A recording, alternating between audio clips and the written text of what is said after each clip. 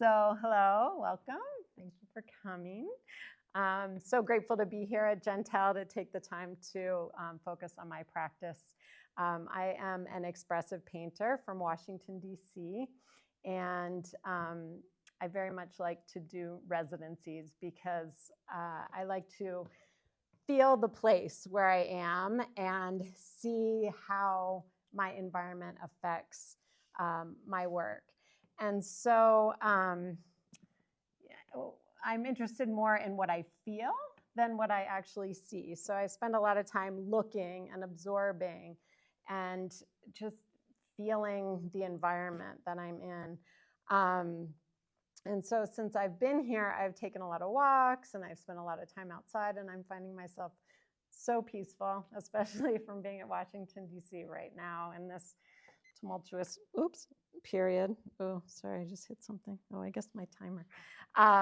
And so I'm finding just this landscape so soothing to my soul. And, you know, it's breathtaking beauty that I love so much, but I'm also having a hard time trying to figure out exactly how to take that natural beauty and put that on a canvas without it being too cliche for myself. So things that I've been looking at are like, I love the contrast of the dark cows against the calming silhouette of just the mountains or the landscape, and the horizontality of everything. Everything's so big, and there's just like this very long horizontal, and even with the cows and their backs and the horizontalness of, I love that. Obviously now the pop of the cottonwoods are amazing. The oddly rounded shapes of the landforms, the overwhelming blueness of the mountains in the distance. I just cannot get over the colors, the breakup of the space into the sky. The clouds are always changing. It's been so fun to watch Sandra take her vision of it. Very different than my vision, but I love it. The subtle color changes, the winding roads, the man-made and the animal-made paths just going through the space.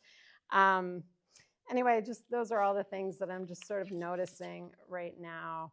And I brought some paintings that I want to show you, just paintings that are in the works, paintings that I never know if they're finished until it just hits me, and then I'm like, oh yeah, it's definitely finished. So these three I know are not 100% finished. They're in various phases. But I thought what I would like to do is just talk about questions I ask myself before I paint, before I just get started. So again, like I said, I like to express what I'm feeling. So is there a specific energy that I'm feeling? Is it peaceful? Is it active? Does it feel heavy or light? And then I think about the colors. What are the colors that are going to express what I'm feeling in that moment? And I try to just use 3 basic colors, and then it will all evolve, but just to get started. You know, I will have a variety of mark making tools, but again, when I start, you know, what is going to be the specific tool that is going to represent sort of my emotion at that moment? So is it going to be a large brush, a small brush? Is it going to be palette knife, scrapers? You know, what's that going to be? And also the size of the canvas, you know, is it going to be large or small, horizontal, vertical, and how is that going to play into the into what I'm trying to evoke? So I think what I do, I think I'm going to just undo these, and maybe I could have a volunteer help me hold up a canvas.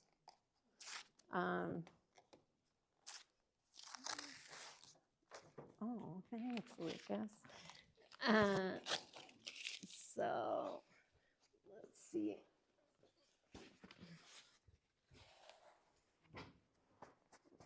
Okay, wait, let me grab my notes too, because, okay, so this is one. Which one is this one? Oh, you're gonna just hold it all together. Perfect, great. Okay, so basically this is a landscape, obviously you can see. And so it's, I don't even know how to talk about this. Okay, so I don't like to get too literal when I'm painting. I just want to keep everything open and fresh. I want to get lost. I want to find. I want to make sure that the energy is staying alive. And some, so again, as I started with this one, I just started with a brush. It's mostly all done in brush.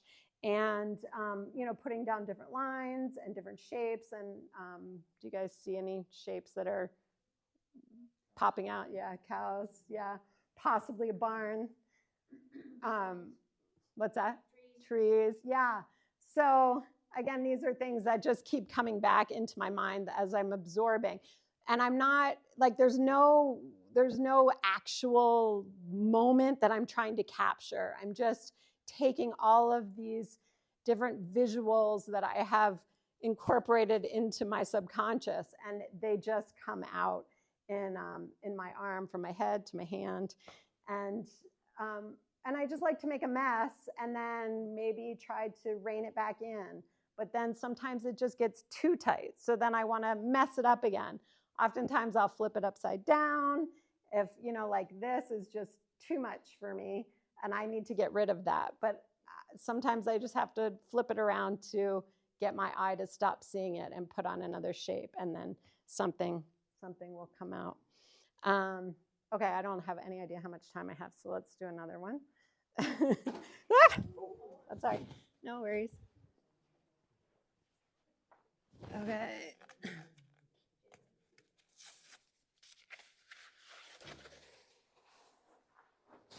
Thank you, Lucas. Oops, and it goes like that, yeah. Okay, so again, the cows just keep reappearing. I just love them so much, and the cottonwoods. Those are just two really dramatic things for me that just keep coming out. No matter what sort of shape I make, all of a sudden I see a cow in there. And just the pop of the cottonwoods, I just love them so much. So, and I really like the evidence of the layers. So there's lots of layers that occur, and nothing is precious. I just try to keep moving and making sure that everything is balanced. For me, I know that this painting is not finished because my eye is getting stuck somewhere. I don't know if it does for any of you, but for me, my eye just gets stuck right here. And so I have to solve that problem. And when that problem becomes solved, then another problem possibly could exist. And so I'm constantly trying to balance the canvas and keeping it alive. I just want it to just stay alive. Anyway, so that's that one.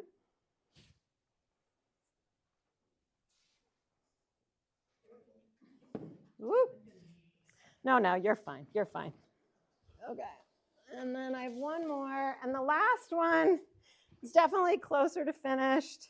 There's a few little things on it that I want to fix, but for the most part, this one has the perfect balance to me of, you got it, of something representational, but something still very much alive and very active.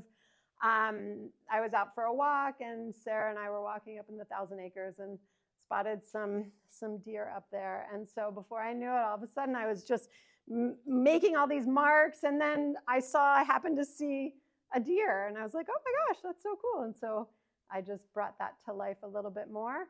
But it just has a lot of action that I really like. The sky's not boring. There's something representational. There's a little pop of surprise over there with the little deer, with the fawn. And yeah, that's about it.